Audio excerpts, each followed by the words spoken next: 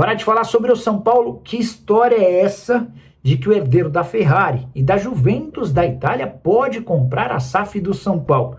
Antes de dar esse contexto, só contar que nessa quarta-feira, Diego Fernandes, empresário são paulino, se reuniu com o presidente Arrim Maccis e levou uma série de pessoas que têm relação com essas conversas. A ideia do Diego é transformar o São Paulo numa SAF. Ele quer convencer o presidente tricolor da necessidade. Tem alguns números que de fato causam preocupação. O São Paulo tem 428 milhões de reais de dívidas vencendo nesse ano e não há grana para tal pagamento. Isso sem falar nos juros da dívida que consomem do São Paulo cerca de 125 milhões de reais por temporada. Mas não para por aí. O tricolor, por conta daquele esquema de sustentabilidade da CBF, precisa alterar consideravelmente dois enormes problemas. O primeiro, o déficit operacional não pode ser superior a 2,5% em cada um dos clubes que disputam o futebol nacional. O São Paulo hoje tem 39% de déficit. Já o custo do elenco tem de ser até de 70% das receitas. O custo do São Paulo hoje gira na casa dos 90% das receitas com o seu departamento de futebol. Diante desse cenário, se não houver mudanças, São Paulo começará a ser punido. E é baseado também nisso que Diego Fernandes e um grupo grande de empresários tenta convencer os dirigentes do São Paulo que o clube precisa virar uma SAF. Nessa reunião de quarta-feira, o Diego Fernandes entrou em contato com um integrante da família Agnelli, uma das mais ricas do mundo. Os caras dominam absolutamente tudo na Itália. São, entre outras coisas, donos da Ferrari e da poderosa Juventus. Durante a reunião, houve um contato do Diego com esse herdeiro da família Agnelli, que chegou até a trocar algumas palavras com o presidente Arrim Maccis. Não há proposta na mesa, não há nada oficial, somente um interesse prévio, embrionário, de um herdeiro da família Agnelli na compra da SAF do São Paulo. O que o presidente Arrim Maccis sugeriu? Que esse grupo, autorizado por ele, inicie um estudo para saber quanto o São Paulo vale, para a partir daí iniciar tratativas dentro do conselho, cogitando mais para frente a venda da SAF tricolor. Você, São Paulino, que pensa da ideia, já usa o espaço para comentário, tô curioso para saber sua opinião. Só não esquece de deixar like e se inscrever no canal. Quem pode ser candidato à presidência do São Paulo? Esse assunto já tem pegado fogo nos bastidores do tricolor, você sabe, há uma eleição para presidente marcada para dezembro. Na teoria, seria o fim do mandato de Júlio Casares, mas o ex-presidente precisou renunciar para não sofrer o impeachment e Arrim Maccis assumiu de forma interina. Maccis já deixou bem claro para pessoas mais próximas que vai tentar a reeleição, mesmo mudando seu discurso lá atrás, quando ele assume no lugar do Júlio Casares, ele garantiu que ficaria apenas nessa temporada e repassaria o bastão. Pois bem, com o Maccis garantido, concorrendo pela situação, resta saber quais serão seus adversários na eleição de dezembro. A gente pode ter 1, 2 ou até 3 candidatos. O mais natural seria de que Vinícius Pinotti, que é um dos donos da Natura, seria o grande nome da oposição e o mais forte candidato à eleição, para bater, inclusive, o Arrim Maccis. Pinotti teve papel importante na política recente do São Paulo, chegou a colocar dinheiro, empresário bem-sucedido, de bom poder aquisitivo, mas o Pinotti tem relutado a ideia de ser candidato. E foi o próprio Pinotti quem, nos últimos dias, trabalhou para que Rogério Caboclo, ex-presidente da CBF, assumisse a condição de candidato da oposição. Caboclo, que você lembra, foi presidente da CBF, mas em 2021 acabou caindo depois de denúncias de assédio moral e assédio sexual. Se o Caboclo não conseguir embarcar na sua candidatura, é possível que o Pinotti reassuma esse status de o favorito na eleição. Não dá para descartar também que o filho de Marcelo Portugal Gouveia, o Marcelo Marcucci Portugal Gouveia, seja candidato. Ele vem acenando com essa possibilidade já há algum tempo e nesse momento há dentro do grupo dele um bastidor importante para que ele seja um dos candidatos. O que você pensa sobre a política do São Paulo? Você tem gostado dos últimos meses do tricolor? Use o espaço para comentário e dê uma nota de 0 a 10 para Arrim Maccis como presidente são paulino.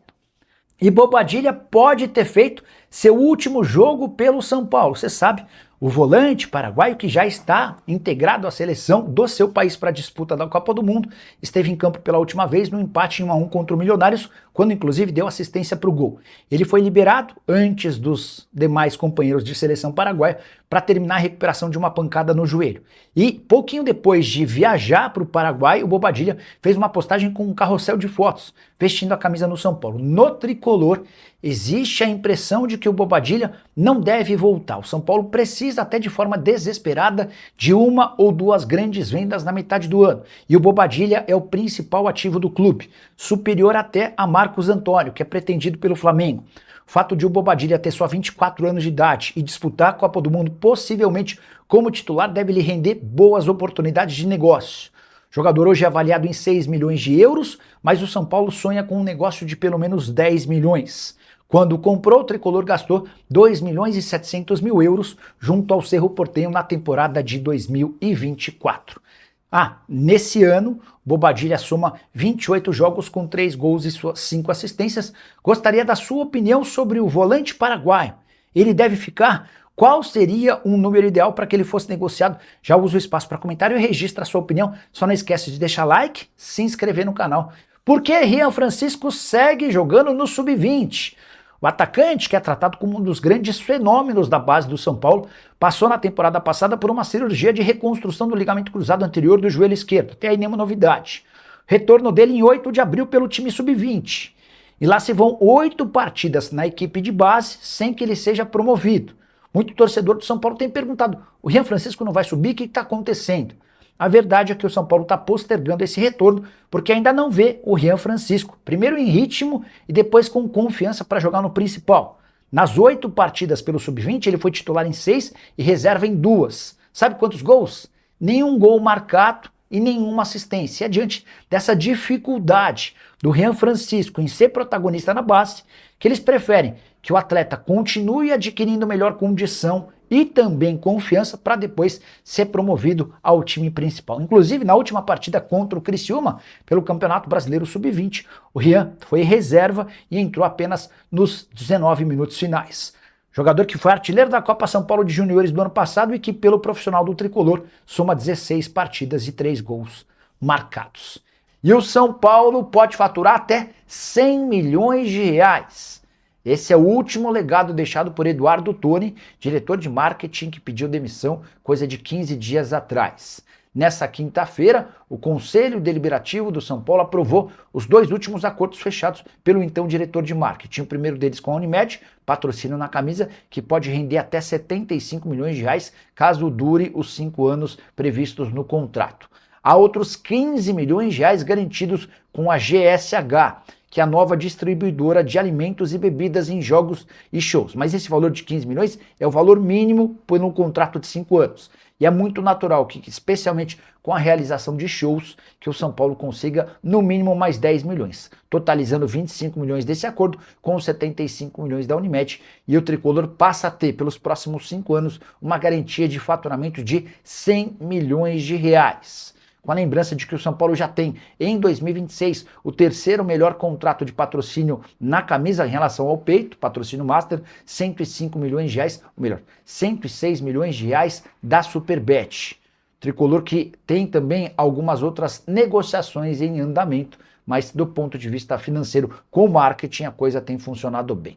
Quero completar o noticiário do São Paulo tratando e discutindo sobre futebol. Dorival Júnior já teve seu nome inscrito no BID, Boletim Informativo Diário, mas só começa a trabalhar na segunda-feira. Para o confronto contra o Fluminense, nesse sábado, o técnico será Milton Cruz. Importante registrar que o Dorival terá Lucas Silvestre e Pedro Sotero como auxiliares, Guilherme Lima e João Marcos como analistas. Fala pessoal, estamos aí com atualizações importantes do São Paulo. Se inscreva e ative o sininho para receber mais atualizações do Tricolor. Deixe seu like, que é muito importante para o crescimento do canal. Utilize o espaço aqui embaixo para registrar sua opinião. Ficamos por aqui com mais esse giro de notícias. Um abraço e até o próximo vídeo.